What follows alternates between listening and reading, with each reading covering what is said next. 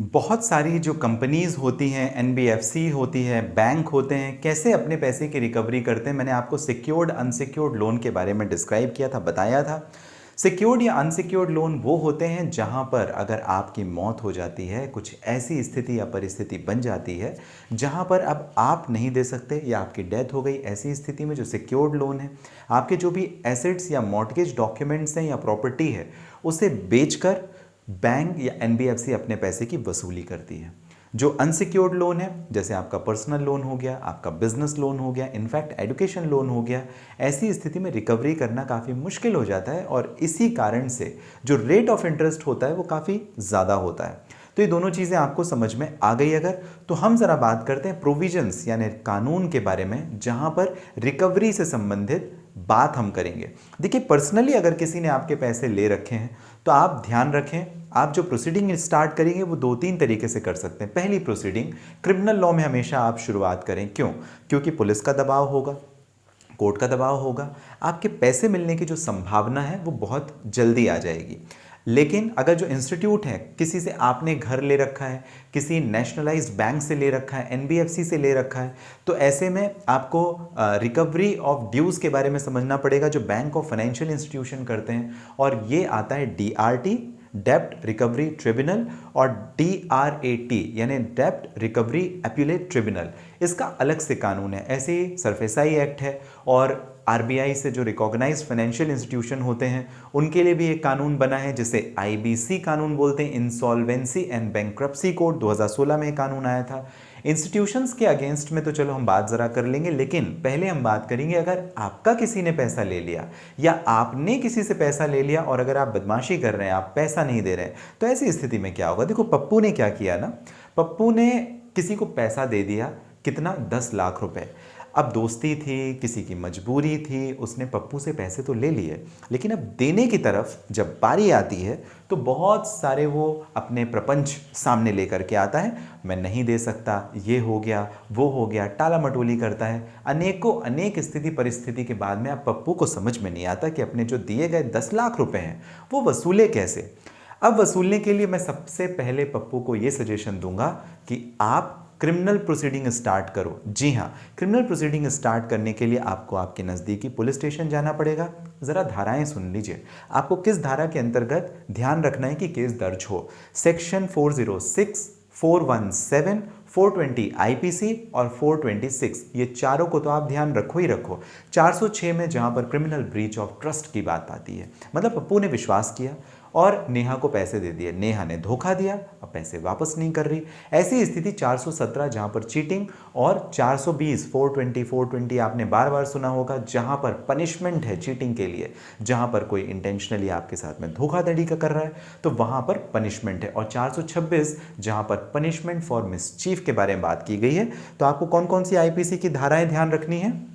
406 IPC, 417 IPC, 420 IPC और Indian penal code की धारा 426, ये आपको ध्यान रखनी है। साथ ही साथ अगर आपको लगता है कि नहीं ठीक है, परिवार के लोग हैं, क्रिमिनल केस नहीं करते, बहुत ही खास मित्र है, केस नहीं करते, तो रिकवरी का केस फाइल कर देते हैं। अब रिकवरी की जब बारी आएगी तो आपको सिविल लॉ में जाना पड़ेगा। सिविल लॉ में थोड़ा पैसा निकालना टाइम लग जाता है, ज़रा इस बात को ज़रा समझना। लेकिन फिर भी अगर आप सिविल केस करना चाहते हैं तो आपको 3712 ध्यान रखना पड़ेगा, जहां पर समरी सूट की बात आती है। समरी सूट में आप केस फाइल करें, जो भी आपका नज़दीकी कोर्ट है, जहां पर भी आपका जुरिस्डिक्शन बनता है, और ऐसी स्थिति में आपके जो पैसे हैं कोर्ट आपको वसूल कर देगी, लेकिन आपको ध्यान रखना पड़ेगा कोर्ट फीस भी देनी पड़ती है। दूसरा, आपके पास में रेगुलर सिविल सूट फाइल करने, ऑर्डिनरी सिविल सूट फाइल करने का भी ऑप्शन होता है ऑर्डर 4 सीपीसी के हिसाब से। जहां पर आप सिविल सूट फाइल करेंगे वो चलेगा, आपको साबित करना पड़ेगा पैसे का लेन देन के बारे में, विवरण के बारे में, और फिर कोर्ट आपको पेमेंट वापस करवाएगी। एक और भी लोग सबसे ज़्यादा तरीका अपनाते हैं। देखो, चेक बाउंस, चेक बाउंस, ये भी आपने कई बार सुना होगा। चेक बाउंस के जो मामले होते हैं लगातार बढ़ते जाते हैं। अब चेक बाउंस में क्या है कि मान लीजिए पप्पू ने नेहा को जब पैसे दिए थे, उसने बोला भाई देख, मैं तेरे को पैसे तो दे देता हूँ, लेकिन तुझे मुझे पीडीसी, पोस्ट डेटेड चेक देना पड़ेगा, जिससे अगर तूने मेरे 10 लाख रुपए वापस नहीं दिए ना नेहा, तो मैं तेरे खिलाफ में ये एनआईए का मुकदमा भी दायर कर सकता हूँ और ये चेक को मैं बैंक में भी डाल सकता हूँ। ठीक, अब नेहा ने जो पीडीसी चेक दे दिया उसका इस्तेमाल करके, पोस्ट डेटेड चेक का इस्तेमाल करके पप्पू ने क्या किया, अपने पैसे की रिकवरी कर ली। तो ये भी एक ऑप्शन होता है जहां पर क्रिमिनल एंड सिविल दोनों एक्शन एक साथ इंस्टीट्यूट किए जाते हैं। तो ज़्यादातर जहां पर आप पैसे अपने रिश्तेदार, अपने परिवार, अपने दोस्त या दोस्त के दोस्त या परिवार के रिश्तेदार किसी और को देते हैं, ऐसी स्थिति में तो पप्पू या नेहा के जाल में मत फंस जाना। देखो पप्पू स्मार्ट है, पप्पू ने क्या किया, पीडीसी चेक ले लिया और इसके आधार पर वो दोनों ही एक्शन लेगा, सिविल भी लेगा और क्रिमिनल भी लेगा। तो उसके पैसे की रिकवरी जो है नेहा से वो काफ़ी आसान हो जाएगी, उसके 10 लाख रुपए डूबेंगे नहीं। तो आप भी ध्यान दें, किसी को आप पैसे दें, लाख रुपए, 10 लाख रुपए या XYZ जो भी अमाउंट, आप हमेशा कोशिश करें कि आपके पास पोस्ट डेटेड चेक होना चाहिए। तो ये जो प्रक्रिया होगी, नेगोशिएबल इंस्ट्रूमेंट एक्ट 1881 का कानून है, उसके सेक्शन 138 में प्रोसीजर होता है। मैं डिटेल में आपको प्रोसीजर भी एक पर्टिकुलर वीडियो में एक्सप्लेन करूंगा, जहां पर आप लीगल नोटिस भेजते हैं, 15 दिन का समय होता है। फिर 15 दिन का समय सामने वाले को देने के बाद भी अगर आपके पैसे नहीं आए तो 1 महीने के अंदर आप कोर्ट में प्रोसीडिंग शुरू कर देते हैं। तो इस तरीके से वो होती है। मैं पूरी की पूरी डिटेल में स्टेप बाय स्टेप आपको प्रक्रिया बताऊंगा।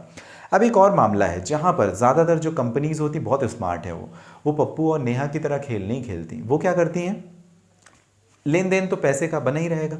तो उनका सीधा सा फंडा है कि भाई देखो, तुम्हारे और हमारे बीच में पैसे की अगर दरार आई तो हम एक काम करेंगे, हम इस व्यक्ति को अपॉइंट कर देंगे, ये हमारा आर्बिट्रेटर होगा, मीडिएटर होगा या काउंसलर होगा, जो कि हमारे बीच में नेगोशिएट करके हमारे डिस्प्यूट को सेटल करेगा।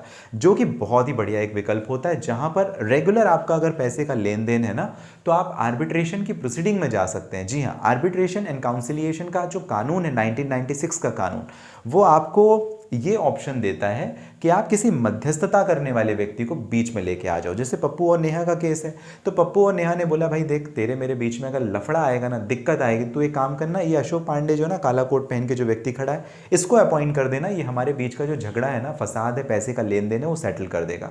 तो मैं क्या बन गया, आर्बिट्रेटर। मैं क्या बन गया, इसमें बीच का एक मध्यस्थता करने वाला व्यक्ति हो गया, जो दोनों के जो डिस्प्यूट अगर आएंगे किसी भी तरीके से, मैं करूंगा। काफ़ी सारी जो फर्म्स होती हैं, कंपनी होती हैं, वो इसी तरीके से आर्बिट्रेशन काउंसिलिएशन का इस्तेमाल करके अपने डिस्प्यूट को सेटल करती हैं। आपको ये ध्यान रखना चाहिए। अब आप ये भी ज़रा समझें कि जो बैंक है या फाइनेंशियल इंस्टीट्यूशंस है, वो अपने पैसे की कैसे रिकवरी करते हैं। बैंक ने आपको घर खरीदना था, पप्पू को जब घर खरीदने की ज़रूरत पड़ी तो वो ICICI बैंक में जाता है और 50 लाख रुपए का लोन ले लेता है। थोड़े टाइम के बाद उसकी कुछ स्थिति खराब होती है, परिस्थिति खराब होती है, अब वो लोन ना चुकाने की स्थिति में है। ऐसी स्थिति में क्या होगा, जो बैंक है ना, कुछ नहीं करेगी, जो आपके डॉक्यूमेंट है, प्रॉपर्टी का मॉर्टगेज, वो एक DRT में एक केस फाइल करेगी, डेब्ट रिकवरी ट्रिब्यूनल, अलग से ही एक कोर्ट टाइप का बनाया है, आप ये समझ लें। तो DRT में केस फाइल करेगी और फिर कोर्ट आपसे पैसे वसूल करके या आपकी प्रॉपर्टी को बेच देने, ऑक्शन करने के बाद में, नीलाम करने के बाद में पैसा रिकवर करके ICICI बैंक को दे देगी। तो पप्पू की यहाँ पे बैंड बच जाएगी। अब दूसरा, securitisation and restructurer of financial asset, ये भी एक जो कानून है, मतलब जो सरफेसी एक्ट हम इन शॉर्ट कहते हैं, वो NPA। अच्छा, जो DRT DRAT का जुरिडिक्शन है 20 लाख से ज़्यादा का है, ये ध्यान रखिएगा। लेकिन security and reconstruction of financial asset SARFAESI act का जो है वो 1 लाख रुपए या 1 लाख रुपए से ज़्यादा का है। तो ऐसी स्थिति में वो पैसे रिकवर करते हैं सरफेसी एक्ट के हिसाब से।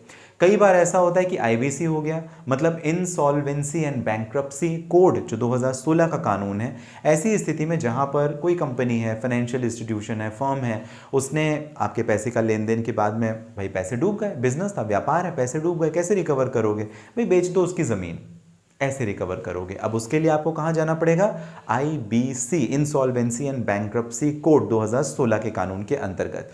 तो आपको इन सब IBC, DRT, DRAT, सरफेसी, इन सब चक्करों में नहीं पड़ना। आप तो ध्यान रखो, सिविल और क्रिमिनल प्रोसीडिंग शुरुआत आप करो क्रिमिनल प्रोसीडिंग से, जहां पर 406, 417, 420, 426 की धाराओं का आप इस्तेमाल उपयोग करके सामने वाले के ऊपर प्रेशर टैक्टिक इस्तेमाल करके और आप अपने पैसे को वसूल सकते हो। और दूसरी स्थिति में जहां पर आप समरी या सिविल सूट फाइल करो, रेगुलर सिविल सूट फाइल करो, और सबसे महत्वपूर्ण, जैसे पप्पू ने नेहा के साथ में किया था, उसने चेक ले लिया था और चेक लेने के बाद वो नेगोशिएबल इंस्ट्रूमेंट एक्ट की प्रोसीडिंग शुरू करता है और काफ़ी महत्वपूर्ण है। और अगर आप बहुत ज़्यादा समझदार हैं, आपके घर का मामला है, विवाद को बहुत कोर्ट कचहरी तक नहीं लेके जाना चाहते, तो फिर आर्बिट्रेशन, मीडिएशन, काउंसिलिएशन, इससे संबंधित जो एक्ट है, आर्बिट्रेशन प्रोसीडिंग से संबंधित आर्बिट्रेशन एंड काउंसिलिएशन एक्ट 1996, उस पर आप अपनी कार्यवाही कर सकते हैं। कोई मध्यस्थता करने वाला व्यक्ति आपके पैसे को निकाल कर आपको दे देगा। आपको जानकारी कैसी लगी मुझे ज़रूर कमेंट बॉक्स में मेंशन कीजिए। लगातार जो कानून से संबंधित जानकारी है हम आप तक पहुंचाते हैं, इसके लिए अगर आप सब्सक्राइब करेंगे तो हमें अच्छा लगेगा। आपकी कोई अगर परेशानी है तो इस वीडियो के पर्टिकुलर डिस्क्रिप्शन या जो मोबाइल नंबर आपको रिफ्लेक्ट हो रहे हैं, आप मोबाइल नंबर में डायरेक्टली कांटेक्ट करके अपॉइंटमेंट बुक करके भी मुझे बात कर सकते हैं। ऐसे ही लगातार जो वीडियोज़ हम आप तक पहुँचाते रहेंगे, तो इसलिए यूट्यूब, इंस्टाग्राम, फेसबुक में अगर आप जुड़े हैं, लाइक और सब्सक्राइब किए बिना, फॉलो किए बिना बिल्कुल भी ना जाएं।